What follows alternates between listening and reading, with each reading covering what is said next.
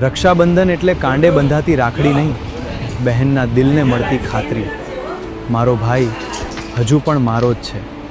રક્ષાબંધન, આ દોરો કાંડા પર નહીં, કિસ્મત પર બંધાય છે. એક વાત કહું, રાખડીને ક્યારેય માત્ર દોરો સમજવાની ભૂલ ન કરતા, કારણ કે એની પાછળ બહેનની આખી દુનિયા છુપાયેલી હોય છે. મહાભારતના સમયમાં પણ રક્ષાસૂત્રને માત્ર દોરો નહોતો માનવામાં આવતો. કહેવાય છે કે કુંતીએ પોતાના પૌત્ર અભિમન્યુના હાથ પર રક્ષાસૂત્ર બાંધ્યું હતું.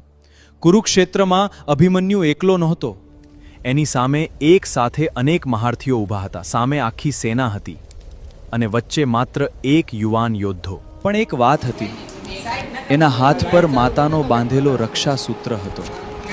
એ દોરામાં માતા કુંતીની પ્રાર્થના હતી. રાખડીની તાકાત દોરામાં નથી હોતી, એ બાંધનારના હૃદયમાં હોય છે. બહેન કહેતી હોય છે, ભાઈ મારે દુનિયા નથી જોઈતી, દુનિયા સામે ઊભી થાઉં ત્યારે તું ત્યાં ઊભો હોય. ભાઈ મોટો થઈ જાય, લગ્ન કરે, બાળકો થાય, જવાબદારીઓ વધે, પણ બહેન માટે એ ક્યારેય મોટો થતો નથી. એ આજે પણ એ જ ભાઈ છે. ચોટલી ખેંચતો, ચોકલેટ ખાતો, રમકડા માટે ઝઘડતો, મમ્મી પાસે ફરિયાદ થતી. સમયે બંનેને મોટા કરી દીધા, પણ રાખડી એ બંનેને ફરી બાળપણમાં લઈ જાય છે.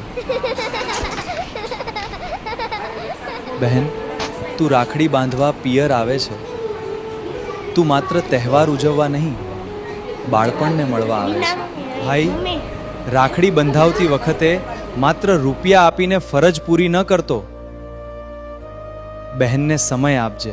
બહેનને હંમેશા પૈસા નથી જોઈતા, ક્યારેક માત્ર એક વાક્ય જોઈએ, બહેન ચિંતા ન કર, હું છું. પણ બહેન પણ યાદ રાખજે, રાખડીનો અર્થ ભાઈ પાસેથી કંઈક માંગવું નથી.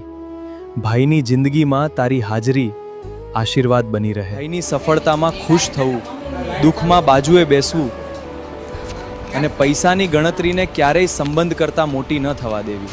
મહાભારતમાં કુંતીનું રક્ષાસૂત્ર હોય કે આજે બહેનના હાથની રાખડી, ભાવ એક જ છે, પોતાના માણસની સલામતી. રાખડી બંધાવ્યા પછી બહેનનો હાથ તમારા હાથમાં રાખજો. બહેન, તું સાસરે ગઈ છે, મારા જીવનમાંથી નથી.